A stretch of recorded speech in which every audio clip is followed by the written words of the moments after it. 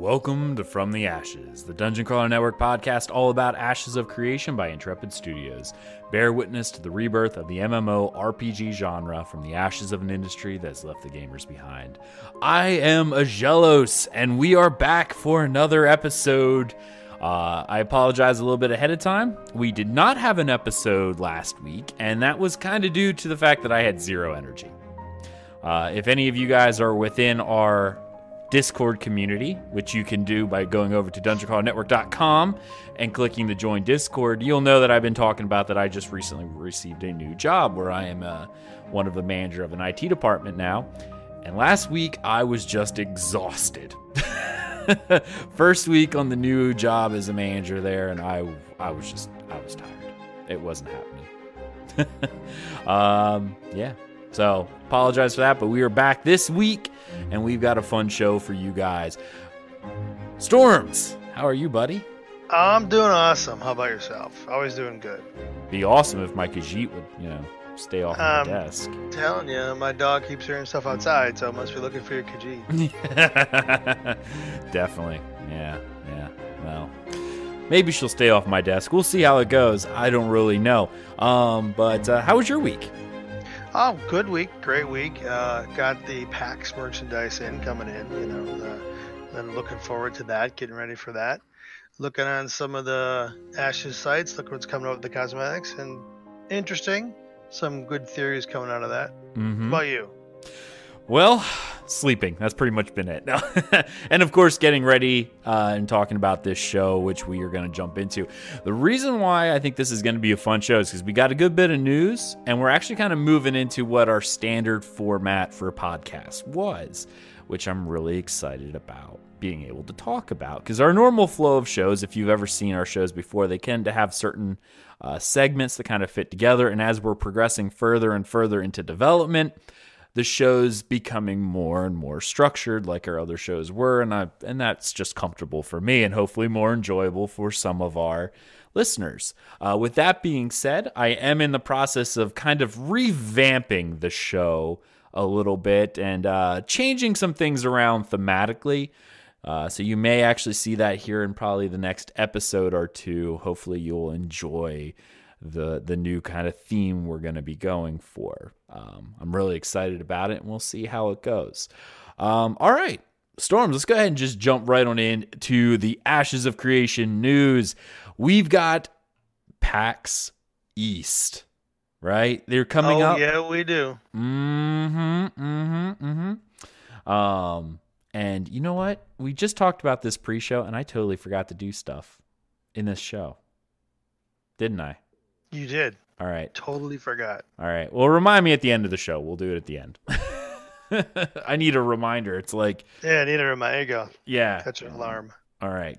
I'm just going to have to put myself a note in order to do this. Anyway, let's go ahead and talk about the PAX stuff. So the PAX East tickets are now on sale over at ashesofcreation.com. There's two different ticket packages available. The PAX East attendee package, which you can pick up, as well as the VIP package, which is highly limited over on their site. Now, let's go ahead and start with the PAX East package, which is currently rated at $315.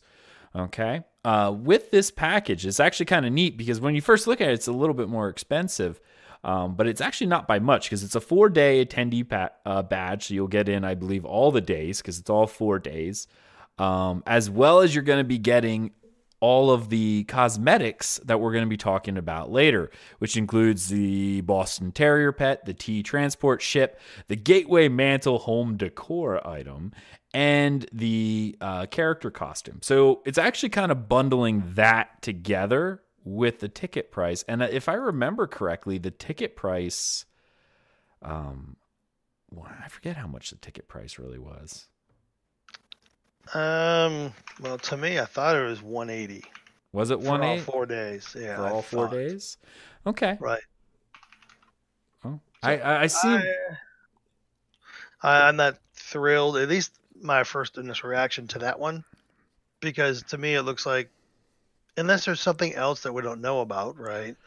It looks like they're charging $65 for the bundle, plus more than what it would cost to buy the tickets if you bought them already. Which maybe that's what they're doing. I don't know. Well, I will say the Saturday tickets for PAX East sold out in about 3 hours, I think it was this year. They absolutely did. So, I mean, if you didn't get all 4 days, like on the very first day, you weren't getting all 4 days. That just wasn't going to happen. It was 212. Okay. All right. So there is a slight markup. Yeah. But 212 and 65. But still, you can get tickets because they aren't there, right? Yeah. Yeah, you're not. I think I got mine in an hour and 38 seconds. So it was. Yeah. You probably bought the last ones. I went and I bought 4 sets of 4 as soon as they came out. Right. So yeah, there's a slight markup if you bought them off of the main website, but you're not going to actually get them off the main website anymore because they're all sold out. That's right. And if you do that, you'll also be getting the PAX packages as well. Mm-hmm. So that's actually kind of neat. So let's go ahead and move on into the VIP package of this. This is marked at $625. So you get a VIP event pass, which we'll talk about here in a little bit. You get all the cosmetics that you would have gotten from the PAX West or PAX East package. And they also have a few other little things in here, such as being able to spend time with the developers after the event. You'll be able to assist with the booth during the show, and there's free merch from the show. So, hey, you might actually make out a little bit with that. That one I am really on the fence about. I mean, like, really, really on the fence about it because I'm excited. I don't know what the VIP event pass is, so I'm listening for Ag to open up, and if he knows anything, let us know. If he does, I don't know. But does it include the tickets? Yes. Okay. It's actually, I'm trying to think of the term for it. It's not an attendee pass. It's, what do they call it? It's more than the attendee pass. It's oh crud, I can't remember the name of the term for it now. But it actually gives you more access throughout the show. You're not just an attendee. It's kind of almost like a press pass almost. Like that's why you're able to help out with the booth during the show because you have access. It's kind of like this all access PAX thing that generally is given to the VIPs. Well, not the VIPs, but it's given to developers of the show so they can hand it out to the people helping them out and whatnot and doing things like that. That's what it's meant to be. It's you can't get these off the main site. This is right. So that's what that is. It's I cannot remember the term and it's going to bother me. And I know if you're listening to the show right now and you know the term, you're like shouting it at the top of your lungs because trust me, I do the same thing when I listen to shows, but I can't hear you. But try again anyway. Yeah, no, just leave a comment or send us an email or something. I don't know. Tweet me. I am so on the fence on that one. Exhibitor? Is that the word? 625. Exhibitor pass would be one. I've done enough booth shows. I don't want to assist at the booth. To me, that's not but so when I'm reading it, and again, maybe I'm reading it, it said spend time with devs after the event. Does that mean after PAX? Or is there another event? I don't know, right? I'm like. They did mention about a get-together that they were trying to hammer out, which would have been on Thursday night or Friday night. I think it's Thursday night. But I think that might be available to anybody regardless. But I imagine this is something, and I wish I would have had Telcar here because he got this for PAX West.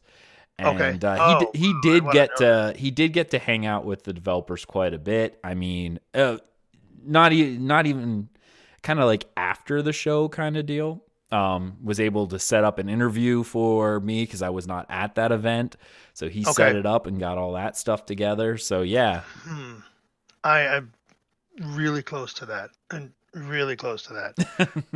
I guess it's going to depend. Does my bonus come in before or after PAX? There you go. The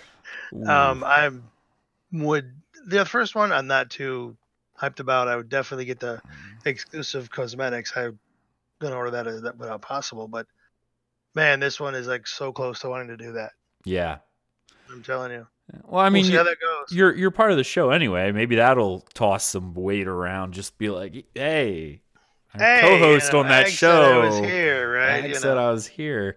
Ag said drop his name. Yeah, just drop my name. That's how it works. Just tell him I sent you. It's cool. Yes, I'm right on the edge of going ahead and doing that. So we'll see.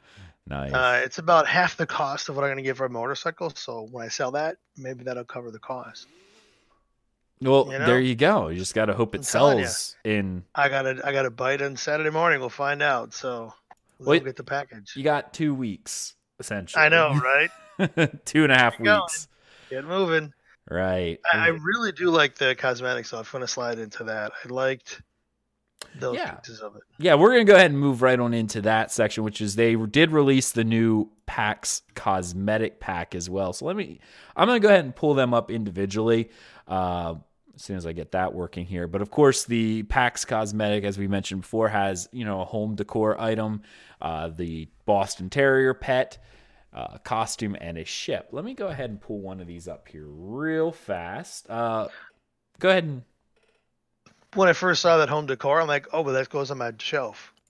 Oh, you mean home in the game? Oh, that's what you mean. Yeah, not. I'm like, not that physical. would be awesome, but no. No. It was worth a shot, but it looks really good. All right, so I'm gonna pull up the first thing, which is the entire package, which you can see here on the screen right now, and unfortunately, it's massive. So I'm gonna have to filter this thing and put it where it needs to be, center to screen. There we go. Awesome. So we have all the items up here on the screen right now. And let's talk about, the statue is pretty neat. It's actually the Divine Gateway, which you can see here with East written on it. And that is pretty neat. Armored Terrier. I don't know. A lot of people really like this one. And I actually have no problem with it in terms of its aesthetic design. Because we're going to be getting into that in a little bit as well. But how fierce is a Boston Terrier? Seriously. Unbelievably fierce. All seriousness. Terriers were bred to rip the shreds out of little people in knees. So they are going to hook onto you and hold tight. I was sort of ambivalent about it until I saw it next to the exclusive character costume. Yeah. When they were together, I'm like, okay, that actually matches the armor plating with what would have been around, and if that character costume fits the area, it looks like it's fitting. Yeah, no, the costume that you're seeing right there, definitely is. What is that? American Revolution-esque. It is what you would see. Yeah, with the tricorn hat and all that. So it's, to me, that not only looked really good with the Terrier, but I thought to myself, well, are they going to have muskets? Well, I know from the lore side of things, they said they're not going to. That's not something that they currently have. But at least from the description of the lore. But I don't know. I almost feel like this is something that they just... I don't know. But look at the armor up here that they have in the banner, right? Not the armor, but the hat next to it. Again, you're talking that same time frame.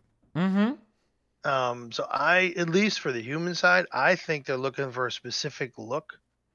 Whether or not they have muskets is not important, but it's that specific look of time frame. Yeah, and I think they're doing pretty well trying to keep that together, right? To represent the at least the human form of it, right? When you have everything else being done for elves and dwarves, and they have the particular, houses and caves and their wooded areas and the whole deal. This, I think, is going to shape the human population of at least part of it, if they follow this way. Do you think they're trying to tie it to lore, or do you really think it's just because it takes place in Boston and they're trying to fit in with all of that? That's a good point, too. Because if you move on to that ship right there, I don't know if you realize it, but it says Eleanor on the side. That's actually one of the ships that's available at the Boston Tea Party Museum. There's two. I did not know that. Yeah, there's the Eleanor, and I guess it's called the Beaver. They were two ships that are replicas for that. So that's why that actually is the Eleanor. Might be, that might be that. And that's sort of disappointing. No, I'm kidding.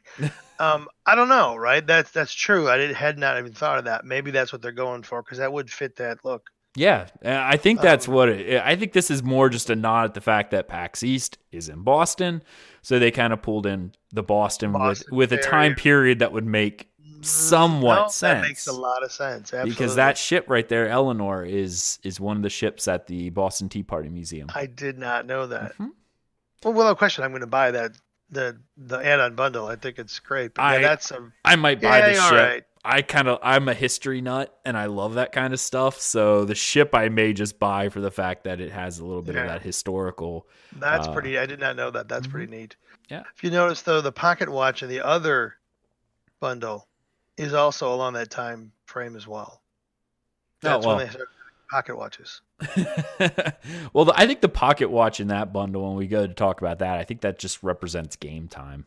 If I remember. Oh, does it? Yeah. Oh, come on. Sorry. Didn't mean to dash your hopes there. Deal with it.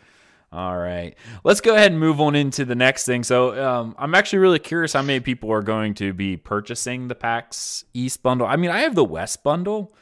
And I don't really know if I want the East one, but I may end up buying the ship just because the ship has that historical type aspect, but I don't know if I'm going to get anything else.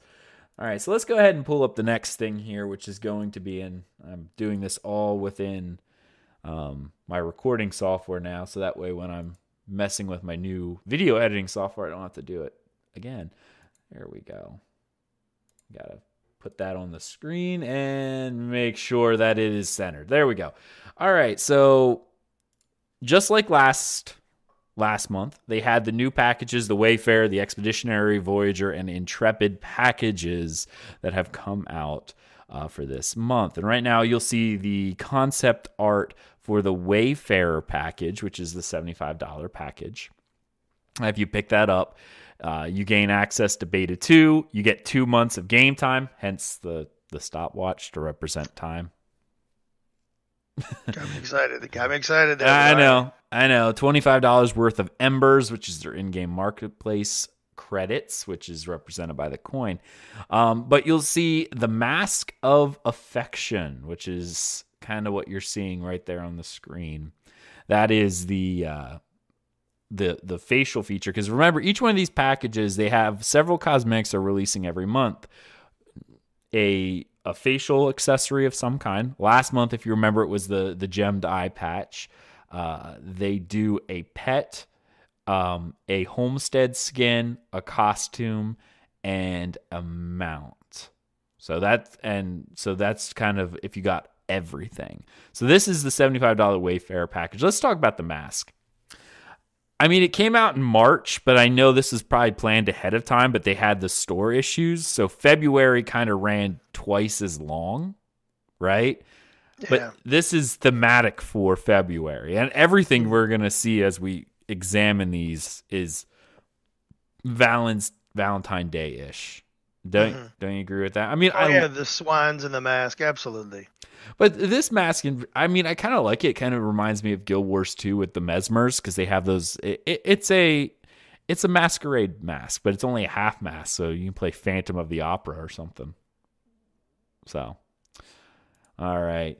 Let's go ahead and pull up the next image here, which is going to be from the Expeditionary pack, which is that the Expeditionary Brawn? Yes. I had to figure that out. There we go. Excuse me. Expeditionary pack, which is the $150 package if you're backing the game. Includes access to Beta 1 and 2, 4 months of game time, $50 worth of Embers, the Mask of Affection, which we talked about before, and the Hydra Swan. Let's talk about the Hydra Swan, shall we? I think it's one of the more interesting pets they've ever come up with. In It's actually funny because we will be talking about these in general a little bit later in a more wide over arc about what some of the community, as well as people outside the community, have been thinking about some of these cosmetics. But what are your thoughts on the Hydra Swan? Well, if they're anything like the Canadian geese with more heads, I don't want to get near it. they're nuts around here. Right? They're mean. People don't know that if you've never dealt with a swan or a goose before, they are mean little SOBs. I'm not sure what would be mean, or an alligator or a swan or a geese. So I would definitely worry about something like that coming at me. I've seen geese chase away much bigger animals. Absolutely. Absolutely. They are frightening. They are. I'm not real fond of that. They're starting to roll in last week, so yeah, they're coming back. Oh no! Yeah, to me, that's a swan multi-headed, sort of like what, But then you think about it, that is pretty dangerous for a bird. I'd be scared of the bird, that's for sure. Mm-hmm. All right, moving on to the Voyager package, which you'll now see here on the screen. Voyager package is the $250 package, in which you will receive access to Alpha 2, which is the first persistent alpha, access to Beta 1 and 2, 6 months of game time, $100 in Embers, the Mask of Affection, the Hydra Swan, and the Stufferton's the bear. Stufferton's Mount. No, I'm sorry. I don't buy that one. I don't know. That's my opinion. I just no. Stuffed animal coming out, so no, we all make mistakes. And it's funny you mentioned this one, because this actually is something that let's take a little bit of time. We're going to talk about this. Sure. On various Reddits, both the official Ashes of Creation Reddit, as well as the cesspool that is the MMORPG Reddit. Sorry if you enjoy writing there, but it is a cesspool, and they generally hate everything, so I take that with a grain of salt. But there's a lot of comments about this bear. There have been a lot of comments in the official Discord as well. It is not a very popular decision. Okay? Now, Steven came out and said, and he posted this because some people brought this up, like, hey, this bear is weird compared to what you guys have been showing before. I've made comments, not about this bear, but about some of the art direction they've taken in the past, saying it's not really representative of what you've showed us from Kickstarter, what we believe we were backing the game at. And that was my kind of knee-jerk reaction. Then I sat back and I thought about it a little bit. And if any of you guys know me, if you've watched any of our other shows, I really don't deal with cash shop foolery. So if I think someone's trying to pull something, I'll say it. I've done so many a time before. And I'm not real fond of this. When I sat down and I thought about it for a bit, and then Steven came out and he was saying that, I'm trying to remember the quote because I don't have the Discord here in there, but if you search for Steven's quotes and whatnot, I'm sure you'll find it in the official Discord. He mentioned that do not fear that the concept art is not necessarily representative of what it's going to look like in game. The textures are going to be more realistic in nature, and that is not going to stick out like a sore thumb. That is kind of his vision for how this is going to work. And he actually mentioned that this is going to fit into lore, in that this would have been something like an animated object of sorts that possibly would have went to a mage or something like that. Maybe a mage child, that's the type of mount it would be, designed for someone in the, I guess he said, alien humans. Would have been known to have powerful mages who animate, their toys and whatnot in order for their kids to play. So he's like, animated objects are definitely going to be something that is within the world of Vera. So it will fit thematically. It's just kind of hard to tell from this picture. My initial thought, and what I shared with Steven, as well as a lot of other people in both our Discord as well as the official one, that I feel like the disconnect isn't so much with this as the fact that they don't have an art director yet. They're still searching for one, I believe, on the official Discord. They're still, or not, the official website, the Intrepid website. They're looking for a game, or not a game. I keep saying game.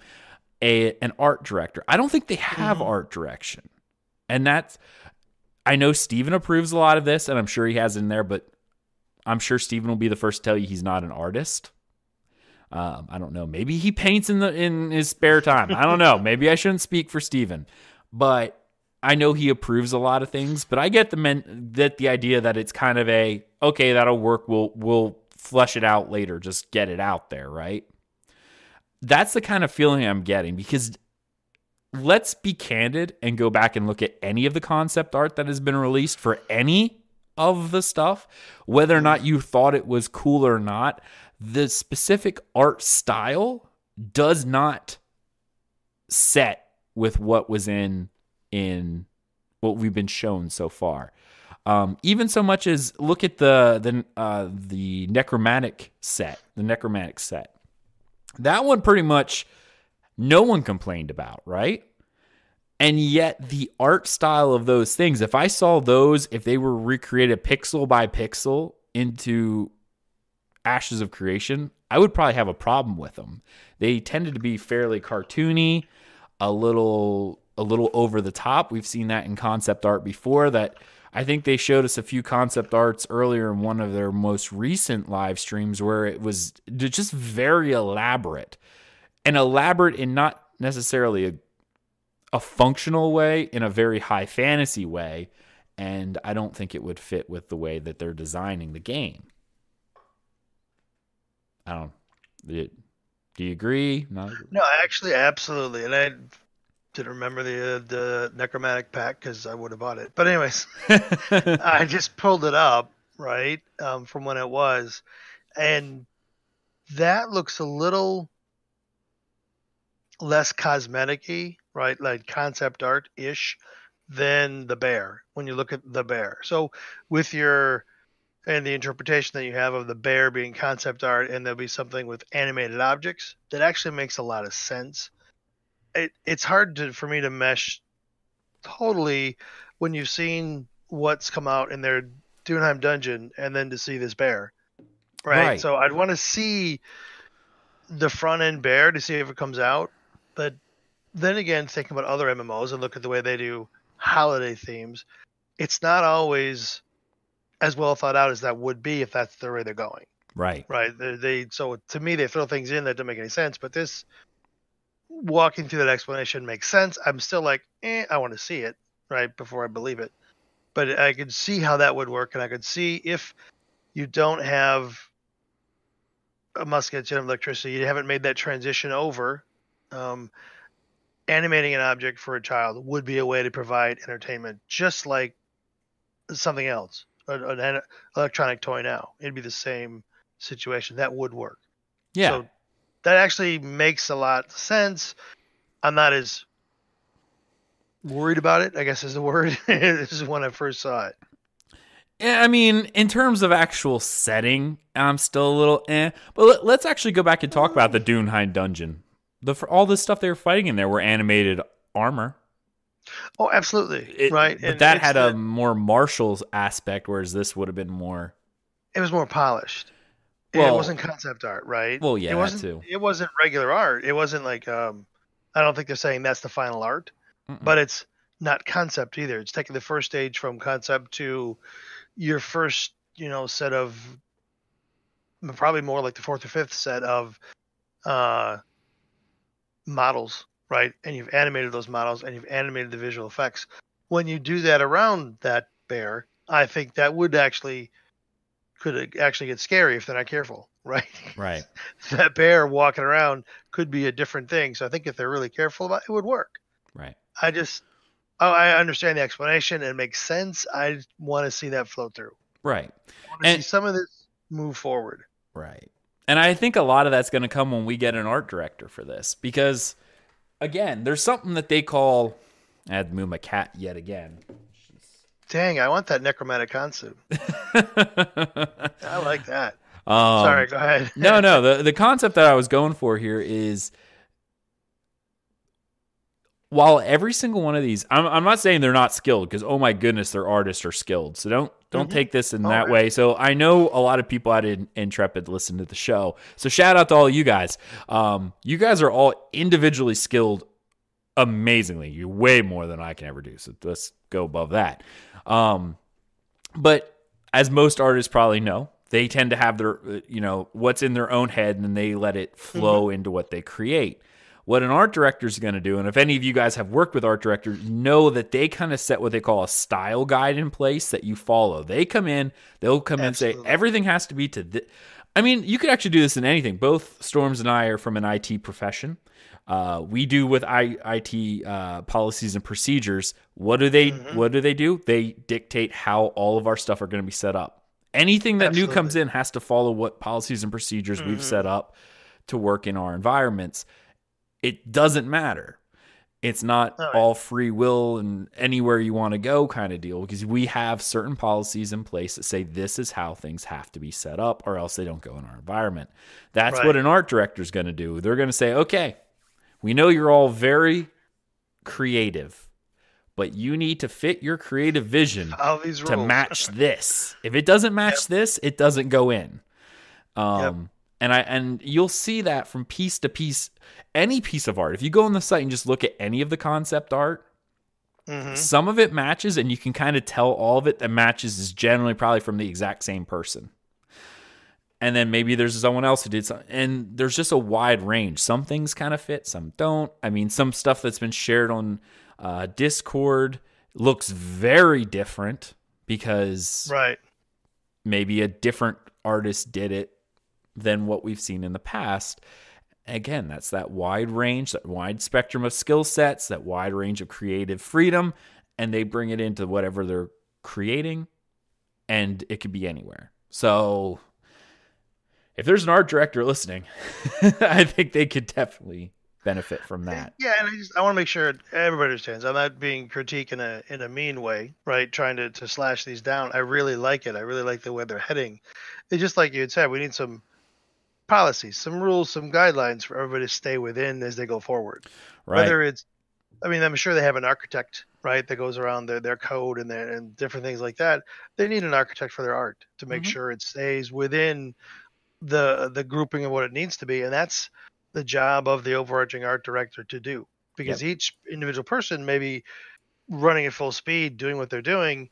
They have to be gently reminded, hey, you need to stay in this guideline a little bit, not because you're incorrect for going that way, but just because this is the decision we've made as a group.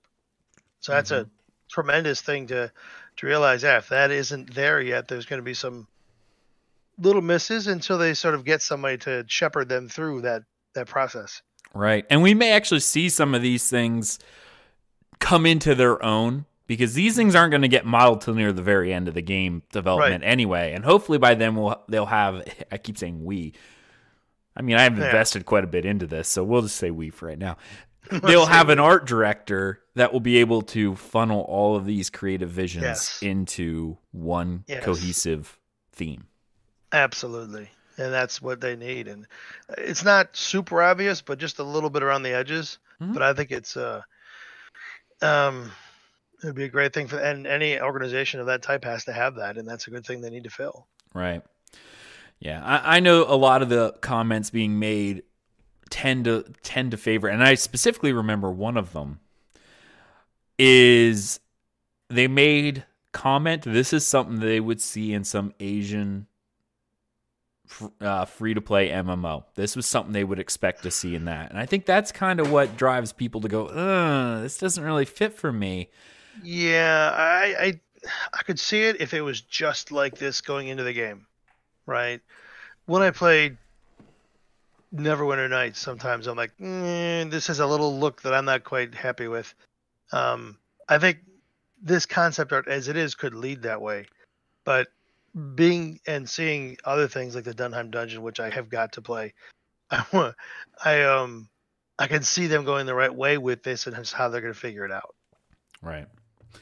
All right, the final package, which is the Intrepid, which is the big boy, which we'll have right there on the screen right now, is for $500. This is what you're getting here. You'll get access to Alpha 1 and 2. Alpha 1 being the first public alpha that you're able to buy into. Access to Beta 1 and 2, 12 months of game time, 150 embers. And then, of course, everything else that we've actually thrown in here ahead of time, with the exception of 4 items, actually. This is one I just realized. Name reservation comes with this.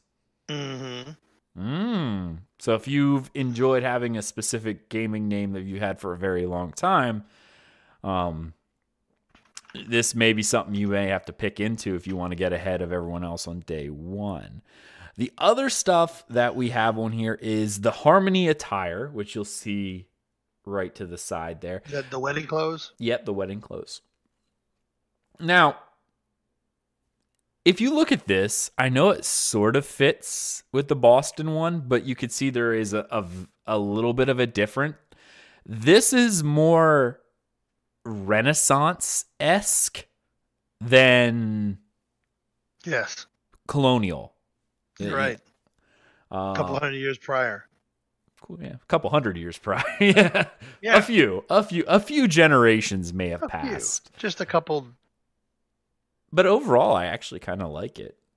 I mean, yeah, I am excited to see beyond their concept art some of the attire, right? Because that is also what really differentiates a lot of games is their attire. And then their faces, right? That's what you want to look at. That people are doing, so that's what you want to look at. So that I'm looking forward to see when those come out. Right. But I like it. The ship skin, which is the Cygnus Galleon, which you'll see up there in the corner. Giant swan. Is that the swan? It's the swan ship. And isn't it called something different in another one? Or was I just reading ahead? You might have been reading ahead. I was reading ahead. Nope, that's fine. Yeah. It was me. Some people don't like this one. I actually kind of do, because let me preface this a little bit. If anyone knows, I'm a huge Tolkien fan, and the Teleri built swan ships, which those were like what you would, I guess, vulgarly call the sea elves. They were the third wave, the largest wave of elves that came over to Valinor, and they built swan ships. In fact, actually, the first kinslaying, when Feanor and his sons decided they were going to take the ships by force, they killed all these elves, which was the first slaying of elf on elf in the Middle-earth saga, and stole their swan ships. So while some people may not like it, other more very established fantasy realms have had swan ships. It tends to be more akin to the elven races that tend to build things of this more elegant nature. Elf on elf violence. Elf on elf violence. Stop elf on elf violence. All right, so my question for you, not to do the ship, which is still cool. I like that. I wouldn't run it, drive it, pilot it, whatever you want to call it. The name reservation. Okay. All right, so that came with the Pioneer Pledge too. Okay. Kickstarter and summer backers will get it first. I'm like, do I have to buy this too? Because I didn't see that, but you're right, I see it. I'm like, all right, because I definitely want to, if all possible, keep my name. Yeah. And they've confirmed this already, that how they're doing name reservations is they're doing it based on seniority. So they're going to go through the Kickstarter backers first from the highest tier and work their way down. Okay. Summer and Kickstarter, I think they'll be corresponding together, whether you paid certain amounts. And then this one will come in last, because the Kickstarter and the summer backers get to choose first if they had name reservations before these ones get kicked in. So you're still like third tier, but you're before the servers go live. Keep that in mind. So I can take the $500 and buy the PAX event, or $600, or I could take that amount and put it toward the leaders of men. So you got to think about all this, right? Yeah, no. Because I'm telling that That's an interesting question. I actually had this anyways. exact conversation with someone else in Discord. They were talking about buying the monthly cosmetics, and they're like, well, either that or I could save and upgrade my package and move on to the Phoenix initiative like you guys are. And I'm like, you could do that as well. He's like, oh, now I got to think about it. What level is the Phoenix? 2.5K. Yeah, see, that's still maybe above, but the 1,000, not so much. Yeah. No, there is a big jump between Leader of Men and the royalty package, which is the PI version. But the more I'm doing on other stuff, the more the dev conversations look very interesting to me. I mean, you are on a show that deals specifically with Ashes of Creation. No, I know, right? And absolutely. I'm thinking, the more I'm doing that and the more I'm other stuff, I'm going, it's Unreal 4, but interesting. Good idea. Stroking the beard. Yeah. Yeah, because that becomes a tax deduction. There you go. I'm thinking ahead, right? There you go. Yeah. PAX event may not fly, but because I already have tickets. But this one, I could say, hey, tax it. There you go. I'm doing thinking that one through. Might have to think that one. Definitely thinking it might go this direction. Now we're talking about great. Let's spend more money. All right, that'll work. There you go, Intrepid. Just so you know, if he does, that's on me. It's on him. We'll make sure we get the link in there. Yeah. All right. Last thing we got to talk about, which is the Confectioner's Delight. It's a homestead. I kind of wasn't real fond of this at first. Some of it it all depends on how they do it. Okay. Let me bring them back in. It was pretty commonplace that bakeries and the things with the, the sweet shops and stuff like that, and anything that was above and beyond. If this existed in more medievalish times, right, this would actually probably cater towards more of because honestly, the common folk did not pay for delicacies. That was not something you did.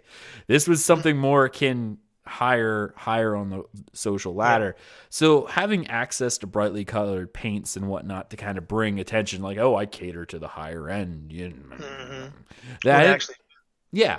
Now, with that being said, I'm pretty sure most of the things they didn't have bare quality paint. You know what I mean? If they can make it look like it fits the specific time period, right? Because I'm not saying people didn't create dyes and paints. My goodness, if you go all the way back to Solomon's Temple, they had all the tapestries dyed and things of that nature. That's all described, But it was a status symbol. You had to have money to pay for these luxuries. So it all depends on how it's done. If they can make it fit the setting of the world and not make it, let's just be frank, too cutesy, then yeah, I'm okay with it. I like everything but the cupcake on top. Yes. Everything else I could see going on. Especially because we may think of ourselves as, way, way, way ahead of everybody 2,000 years ago, 3,000 years ago, but we aren't, right? We have electricity. We have things like that. They had dyes. Yes, it had to be the richer folks to have those dyes, but they had extremely well done clothes, extremely well done dyes. It's just a matter of you had to be rich to afford it. Yeah. But I could see that working. And I agree. The only thing, I would have no qualms with the exception of the cupcake. I think that kind of... Other than cupcake, I like it. But yeah, that part kind of makes me go, Again, theming is something that we'd like to see with a lot of this.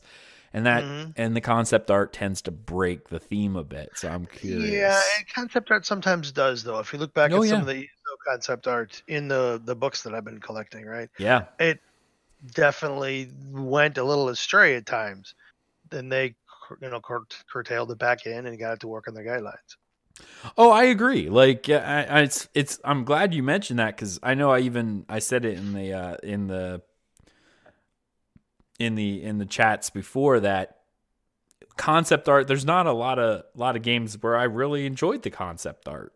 I thought they went a little crazy with almost everything. One that I specifically remember, I still have, is the Warhammer Online one, because it came with the book. And the concept art that was in the book that they showed from the early because that in that time frame, you didn't get to see that stuff till it was already launched, like, because it wasn't an indie game. They had all their concept. Then when they sold the collector's edition, they got all the artist notes and put it all together, and you kind of saw where they were going. It's like, wow, that's elaborate, but they didn't go that way when they got it to the game. It only alluded to. The concept art was way more extravagant than what the game was actually portraying, but the theme was there. Like, you could see where they took inspiration from, but not a direct copy paste. So yeah, you're right. If this is more of an inspiration than a direct copy, then kind of works. Yeah, absolutely. All right, that kind of brings us to the end of the news. So before we wrap up the show, I got to do what I didn't do at the beginning of the show, which was, yes, I definitely have to give a shout out to a couple of the awesome people who support us each and every month over at patreon.com/Dungeon Crawler Network, including one of our newest pledges, and I see the name here, but he's going by a different name, which is Damocles High Tide. Thank you so much, sir, for donating to us over there. It is greatly appreciated. We really, really appreciate you doing all of that. Of course, I definitely want to say thank you to Alpha Soul. There we go. I'm seeing the names. I'm like, but they have a gamer tag. What is the gamer tag? And Vincent as well for over there at Patreon. We had a couple other supporters, including one of our newest Twitch subs, which is Raxiel. Awesome. One of our Hands of Fate Guild members. And of course, Pim from himself and the Mythic Guild. Pim donated like 3 times since we've done an episode. So thank you so much, Pim, for the donations. And I've actually been putting them into, because it's still not looking like I'm making it to the PAX East. So I'm taking all of his donations, since he's dedicated to get me there, and going into a next year's PAX East fund. So I have a little nest egg of DCN funds that are from Pim for PAX and convention related stuff. So thank you so much, Pim. And the Guild Mythic, as he says here from his note, we love you, Aggelos. Keep doing what you're doing, mate. Well, I love you too, random citizen. Yeah, I love that movie. So there we go.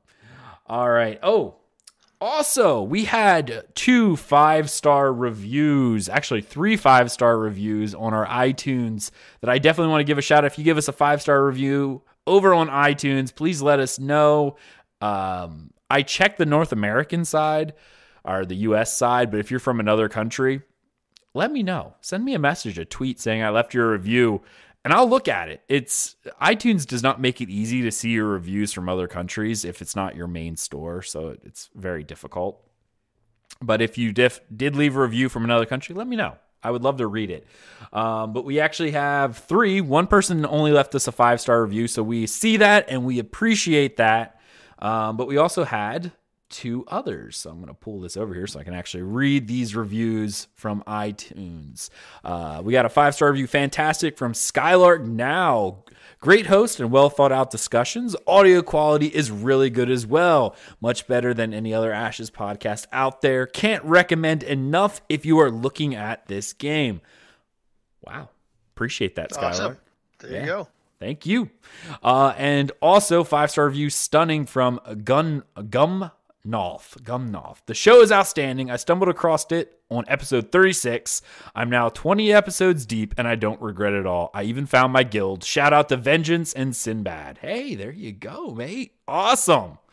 Congratulations on joining them. They're pretty awesome people. I've enjoyed working with Sinbad. He'll definitely be on the show more. And, thank you for the review. It is much appreciated. If you're interested in sending us a mail for the show, dungeoncrawlernetwork.com, you hit the contact us. There's a little form you can fill out where, pick the podcast you want to go to and send us a message. I still have tons of mails that we will be doing a show on, but I know, I apologize. Some of these are fairly old, but we will answer each and every one of them. It's just a matter of finding a week where A, there's not news, and B, we do a show. We are a weekly podcast, but we have missed a few weeks where we could have done this due to either illness or me starting my new job, something along those lines. This winter has been pretty rough on a lot of us here at DCN. We've kind of got sick a few times, and that kept us from doing shows every week like we'd want to do. So if you actually have a question and you would like us to answer it on the show, you can still send us emails. We're still collecting, and we will go through them. And we do have, let's see, 1, 2, 3, 4. We have 5 different emails to go through still with questions, and some of them are fairly in-depth. So keep them coming. We really appreciate that. And they're pretty good, too, actually. I like the Spies one. Yes, that is going to be a fun one. So keep that in mind. We will be doing a show which we'll dive into the mailbag on one of these weeks when we actually don't have a bunch of news, which we've gotten quite a bit the past few weeks. So, all right, that brings us to the end of our show. Storms, where can people find you? Well, so something new, and old, they can catch me at Stormzlord at twitter.com. They can catch us in the Ashes of Creation Discord under Stormzlord. You'll also be able to catch me starting tomorrow at Stormzlord at digitalpiperstudios.com, where I'm starting up a game studio. Very slow. First game's in alpha, but, moving forward, so they can catch me there, and we'll look forward to seeing more. Awesome. Yeah, I'm definitely excited to see what you guys do over there. Yeah. Of course, you can follow me on Twitter at Aggelos, AGGELOS_WOF. Of course, on the official Discord, as well as our Discord, the DCN Discord, which we encourage you to join if you like to just be part of a community. You could get a link to that over on our website, dungeoncrawlernetwork.com, where you can find links to all of our shows that we do, as well as all of our social media, our Facebook, our Twitch, and our YouTube page, as well as our Twitter links and all that fun stuff. If you're interested in joining the DCN community in Ashes of Creation, you can check out our guild, Hands of Fate. You can put in an application over on dungeoncrawlernetwork.com. You'll see a link to say join guild. And if you want to get to know us a little bit, join our Discord community. Get to talk to us if you want to see how we are before you put in an application. But yeah, that's it, guys. We've hit the end of our show. We will see you next week, and we hope you enjoyed this episode. See you later, everybody. Later, everybody.